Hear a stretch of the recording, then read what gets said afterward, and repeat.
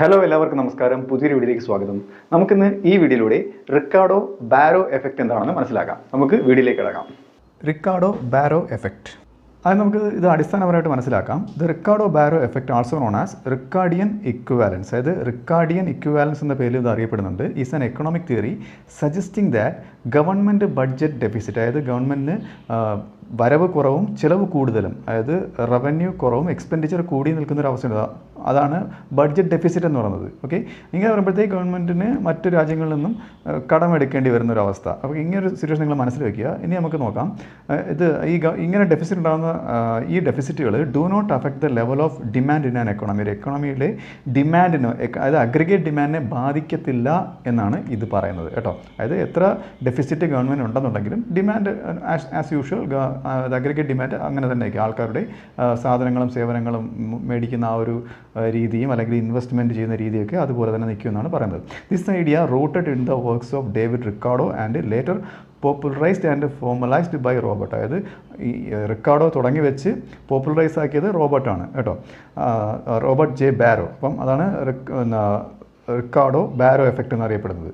ഇവൻ posits that individuals consider government debt as equivalent to future taxes. അതായത് ഇപ്പോൾ ഗവൺമെൻറ്റിന് എന്താണ് ഡെഫിസിറ്റ്, എന്തെങ്കിലും ഡെറ്റ്, കടങ്ങൾ എന്തെങ്കിലും ഉണ്ടെന്നുണ്ടെങ്കിൽ അത് ഫ്യൂച്ചറിൽ അത് ടാക്സ് ആയിട്ട് മാറുകയാണ്. ഗവൺമെൻറ് കടമെടുത്തിട്ട് ആൾക്കാരുടെ മുകളിൽ കൂടുതൽ ടാക്സ് ചുമത്തിക്കൊണ്ട് അത് എന്ത് ചെയ്യുകയാണ്, അത് അവരുടെ കയ്യിൽ നിന്നും കൂടുതൽ പണം മേടിക്കുകയാണ്. അപ്പോഴത്തേക്ക് ഈ ഒരു ചിന്ത ആൾക്കാരുടെ മനസ്സിലുള്ളത് കൊണ്ട് ആ ഒരു അഗ്രിഗേറ്റ് ഡിമാൻഡ്, അവരുടെ കൺസംഷൻ, ഇൻവെസ്റ്റ്മെൻറ്റ് ആക്ടിവിറ്റീസൊക്കെ അതുപോലെ നടക്കും. ഇതാണ് ഇതിൻ്റെ അടിസ്ഥാനപരമായിട്ടുള്ള നമുക്ക് മനസ്സിലാക്കേണ്ട കാര്യം. ഇനി നമുക്കിതിൻ്റെ കീ പോയിൻറ്റ്സ് ഒക്കെ നോക്കാം. Key principles of Ricardian equivalence. അതിൽ ഒന്നാമത് പറയുന്നത് ഇൻ്റർ ടെമ്പറൽ ബഡ്ജറ്റ് കൺസ്ട്രെയിൻ്റ് ആണ്. അത് ഫ്യൂച്ചറിൽ ബാധിക്കാവുന്ന ഒരു ബഡ്ജറ്റ് കൺസ്ട്രെയിൻ്റ് ആണ് ഇതിനുള്ളത്. എങ്ങനെ നോക്കാം? Individuals understand that government borrowing today, ഇന്ന് ഗവൺമെൻറ് കടമെടുക്കുന്ന ആ പണം will have to be paid back in the future. അത് ഫ്യൂച്ചറിൽ തിരിച്ചടച്ചല്ലേ പറ്റൂ. എങ്ങനെയാണ്? Through higher taxes. ആൾക്കാരുടെ കയ്യിൽ നിന്ന് ടാക്സിൻ്റെ രൂപത്തിൽ പൈസ പൈസ പിരിച്ചെടുത്തിട്ട് ഈ എടുത്ത കടം വീട്ടുക. അത് നമുക്ക് അറിയാവുന്ന കാര്യമാണ്. ഓക്കെ, അപ്പോൾ ഈ ഒരു കാര്യം ആണ് ഇതിൽ പറയുന്നത്. ഹെൻസ് അതുകൊണ്ട് അപ്പം ആൾക്കാരുടെ ചിന്താഗതി എന്താണ്? Hence when the government runs A deficit and increases debt, അതിൻ്റെ കടം കൂട്ടി വയ്ക്കുമ്പോഴത്തേക്ക് റാഷണൽ ഏജൻസ് എന്ന് വെച്ചാൽ യുക്തിപരമായിട്ട് ചിന്തിക്കുന്ന ആ പോപ്പുലേഷൻ, ആ ജനത, അവരെങ്ങനെ ചിന്തിക്കും? Anticipate future tax liabilities. നമുക്കിതാ ടാക്സ് വരാൻ പോകണു, ടാക്സിൻ്റെ ഭാരം വരാൻ പോകണു, ടാക്സ് ഇതാ കൂടാൻ പോകണു എന്ന് അവർ ചിന്തിക്കും. അപ്പോഴത്തേക്ക് തൽക്ഷണത്തിൽ അവർ കൂടുതൽ സ്പെൻഡ് ചെയ്യും, ഫ്യൂച്ചറിൽ ടാക്സ് കൂടുതലായതുകൊണ്ട്. അതാണ് പറയുന്നത് അഗ്രിഗേറ്റ് ഡിമാൻഡ് സെയിം ആയിരിക്കുമെന്ന്. അടുത്ത കീ പോയിൻറ്റ് റാഷണൽ എക്സ്പെക്റ്റേഷൻസ് ആണ്. റാഷണൽ, അതായത് യുക്തിപരമായിട്ട് ചിന്തിക്കുന്ന ആൾക്കാർ എന്നുള്ളത്. അതായത് എങ്ങനെയാണത്?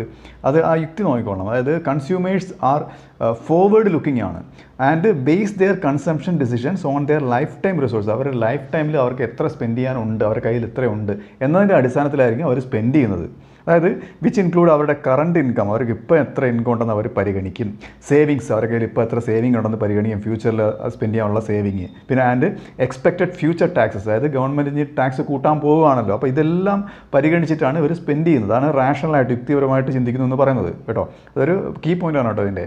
പിന്നെ they save more when the government increases borrowing. അതായത് ഗവൺമെൻറ് കൂടുതൽ കടമെടുക്കുമ്പോഴത്തേക്ക് അവർ കൂടുതൽ സേവ് ചെയ്യും. എന്തിനാണ്? ടാക്സ് വരാൻ പോകുന്നു, നമ്മുടെ മേൽ ടാക്സ് കൂടുതൽ ചുമത്താൻ പോകുന്നു എന്ന് ആൻറ്റിസിപ്പേറ്റ്, മുൻകൂട്ടി കണ്ടുകൊണ്ട്. Okay, they save more when the government increase borrowing to offset the anticipated future tax burden. മനസ്സിലായില്ലേ? ആൻറ്റിസിപ്പേറ്റഡ് ഫ്യൂച്ചർ ടാക്സ് ബർഡൻ കുറയ്ക്കുന്നതിന് വേണ്ടിയിട്ട്. ഇനി പെർഫെക്റ്റ് ക്യാപിറ്റൽ മാർക്കറ്റ്സ് ആണ്. ക്യാപിറ്റൽ മാർക്കറ്റ്സ് പെർഫെക്റ്റ് ആണെന്ന് വെച്ച് കഴിഞ്ഞാൽ consumers have access to perfect capital markets allowing them to borrow and save freely to smooth their consumption over time. അതായത് എത്ര വേണമെങ്കിലും ബോറോ ചെയ്യാം, എത്ര വേണമെങ്കിലും സേവ് ചെയ്യാം ഫ്രീ ആയിട്ട്. ഓക്കെ, അത് ഫ്രീ ആയിട്ടെന്ന് വെച്ചാൽ ഫ്രീലി, അതായത് വിത്തൗട്ട് എനി റെസ്ട്രിക്ഷൻസ് ആണ് കേട്ടോ.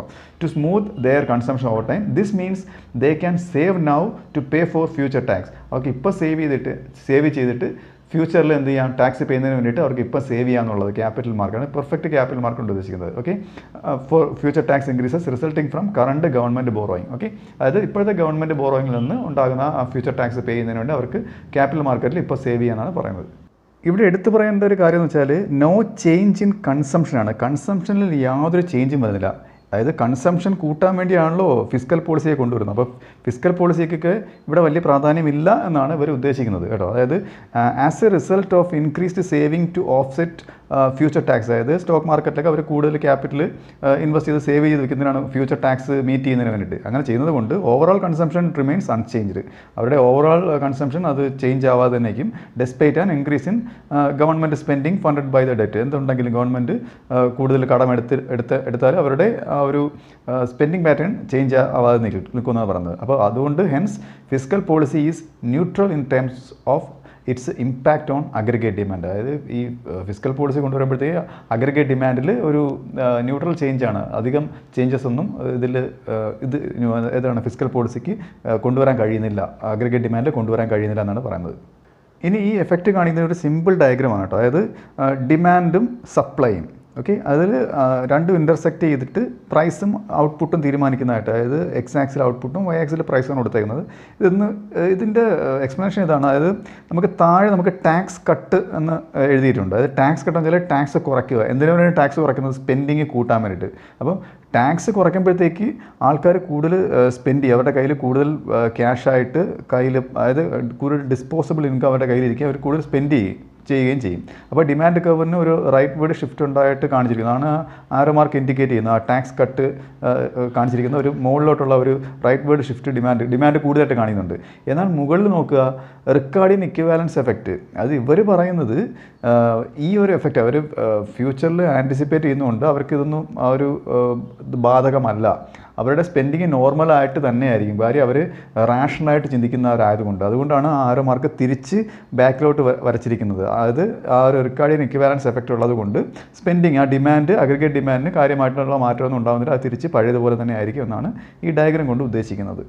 ഇനി നമുക്ക് ഇതിൻ്റെ വിമർശനങ്ങൾ നോക്കാം, ക്രിറ്റിസിസംസ് നോക്കാം. അതായത് കുറച്ച് കാര്യങ്ങളിൽ വിമർശനം ഏറ്റുവാങ്ങിയ ഒരു തിയറിയാണിത്. അതായത് ഇംപെർഫെക്റ്റ് ഇൻഫർമേഷൻ. അതായത് ഇപ്പം ഗവൺമെൻറ് കടമെടുക്കാൻ പോകുന്നു, അതുകൊണ്ട് ഗവൺമെൻറ് കൂടുതൽ ബോറോ ചെയ്യാൻ പോകുന്നു, ഇങ്ങനെയൊക്കെ ഇൻഫർമേഷൻ ആൾക്കാർ കിട്ടിയാലേ അവർ ഇവരുടെ പ്ലാനൊക്കെ എക്സിക്യൂട്ട് ചെയ്യാൻ പറ്റത്തുള്ളൂ. അതൊരു ക്രിറ്റിസിസമാണ് കേട്ടോ. അതായത് in reality consumers might not have perfect information about future taxes or government policies. ഗവൺമെൻറ്റിൻ്റെ പോളിസിയെ പറ്റിയും ഫ്യൂച്ചർ ടാക്സിനെ പറ്റി ഇവർക്ക് പൂർണ്ണമായിട്ടുള്ളൊരു ധാരണ ഉണ്ടാവില്ല. Which can lead to deviations from the theory. ഈ തിയറിയിൽ നിന്നൊരു ഡീവിയേഷനാണ്. ഓക്കെ, അതൊരു വിമർശനമാണ്. അടുത്ത ലിക്വിഡിറ്റി കൺസ്ട്രെയിൻസ്, അതെന്താണ് നോക്കാം. Not all consumers can borrow or save freely due to liquidity constraints. അതായത് എല്ലാവർക്കും ഫ്രീലി എന്താണ് ബോറോ ഓർ ബോറോ ചെയ്ത് സേവ് ചെയ്യാനുള്ള ഒരു ഓപ്ഷൻ എല്ലാവർക്കും ഉണ്ടാകില്ല. കാര്യം ലിക്വിഡിറ്റി കൺസ്ട്രെയിൻസ് ആണ്. അതായത് അവരുടെ കയ്യിൽ എത്ര ലിക്വിഡായിട്ട് എത്ര പണം ഇരിക്കുന്നു, അല്ലെങ്കിൽ ഇപ്പോൾ ഉദാഹരണത്തിന് ഒരാളുടെ കയ്യിൽ കുറച്ച് പ്രോപ്പർട്ടിയാണ് ഇരിക്കുന്നത്, കുറച്ച് ലാൻഡാണുള്ളത്, അവർക്ക് എത്ര പെട്ടെന്ന് അത് വിറ്റ് ക്യാഷാക്കി മാറ്റി, ലിക്വിഡ് ക്യാഷാക്കി മാറ്റിയാലേ അവർക്കത് സേവ് ചെയ്യാൻ പറ്റത്തുള്ളൂ. അപ്പോൾ ഇങ്ങനെയുള്ള ചില കൺസ്ട്രെയിൻസ് ഒക്കെ വരുന്നുണ്ട്. അപ്പോൾ അത് ഒന്ന്. പിന്നെ those who are unable to save for future taxes. ചിലർക്ക് ഫ്യൂച്ചർ ടാക്സിന് വേണ്ടി, ടാക്സ് മീറ്റ് ചെയ്യുന്നതിന് വേണ്ടി സേവ് ചെയ്യാനുള്ള ഒരു സിറ്റുവേഷനിലായിരിക്കില്ല അവരുള്ളത്. Might spend more out of current income. അവർ കൂടുതൽ ഇപ്പോൾ സ്പെൻഡ് ചെയ്തേ പറ്റും, അവർ സേവ് ചെയ്യാൻ പറ്റത്തില്ല. Making fiscal policy effective in the short run. ഇങ്ങനെയൊക്കെ വരുമ്പോഴത്തേക്ക് ഫിസ്ക്കൽ പോളിസി ഷോർട്ട് റണ്ണിൽ കൂടുതൽ എഫക്റ്റീവ് ആവും. ഇവർ പറയുന്നത് ഫിസ്ക്കൽ പോളിസി ഇൻഎഫക്റ്റീവ് ആണെന്നല്ല പറയുന്നത്. ഇൻഎഫക്റ്റീവ് വെച്ചാൽ ലെസ് എഫക്റ്റീവ് ആണെന്നുള്ള അവർ പറയുന്നത്. പക്ഷേ ഇതൊരു ക്രിറ്റിസിസമാണ്. അടുത്തെന്ന് പറയുന്നത് ബിഹേവിയറൽ ഫാക്ടേഴ്സാണ്. അതായത് psychological factors and myopic behaviour. Myopic behaviour എന്ന് വെച്ചാൽ നമുക്ക് ദീർഘവീക്ഷണമില്ലാത്ത ഷോർട്ട് ടൈം ഫോക്കസ് ആയിട്ടുള്ള ബിഹേവിയറാണെന്ന് പറയുന്നത്. അപ്പം ഇങ്ങനെയുള്ള ഫാക്ടേഴ്സൊക്കെ might lead to consumers to under save for future tax liabilities. അതായത് ഫ്യൂച്ചർ ടാക്സ് ലയബിലിറ്റിക്ക് വേണ്ടിയിട്ട് അവർക്ക് ദീർഘവീക്ഷണമില്ലാത്ത ആൾക്കാർ ആകുമ്പോഴത്തേക്ക് അവർ ചിലപ്പം സേവ് ചെയ്യത്തില്ല. ഓക്കെ, ഇങ്ങനെ സേവ് ചെയ്യാതെ വരുമ്പോഴത്തേക്ക് causing changes in consumption pattern. അവരുടെ കൺസംഷൻ പാറ്റേണിൽ ചേഞ്ച് വരും in response to fiscal policy. അപ്പോൾ അവിടെ ഫിസ്ക്കൽ പോളിസി എഫക്റ്റീവ് ആവുകയാണ് ചെയ്യുന്നത്.